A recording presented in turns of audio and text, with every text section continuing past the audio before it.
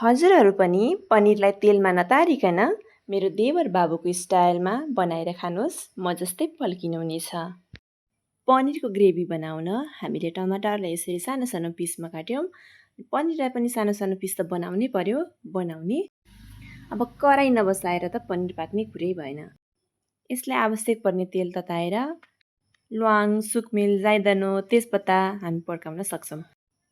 अब यसमा हामीले अघि राखेको टमाटरलाई एड गर्ने, मजाले चलाउने। हामी स्वादअनुसार काजु पनि एड गर्न सक्छौँ।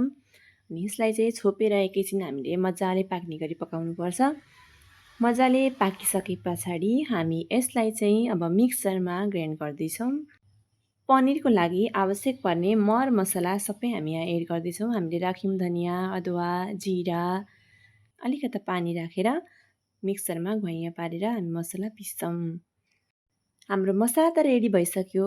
अब फेरि हामीले ग्यास बालेर कराही बसाउने, अलिकति तेल पनि लगाउने, मेथी फुराउने, थोरै खुर्सानी पनि फुराइदिने। अब यसमा हामीले त्यो पेस्टलाई राखेर एकैछिन पकाउनुपर्छ। हजुरहरूले यसरी मसला बनाउँदा प्याज, लसुन पनि एड गर्न सक्नुहुन्छ। हामीले चाहिँ मैले नखाने भएको भएर हामीले यहाँ एड गरेको छैनौँ। मजाले छोपी एकदम राम्रोसँग पाकिसकेपछि हामी यहाँ एड गर्दैछौँ कश्मिरी रेड चिल्ली पाउडर, स्वादअनुसार नुन, बेसार। यसलाई पनि हामीले मजाले चलाउनुपर्छ अनि फेरि छोपेर एकैछिन पकाउने।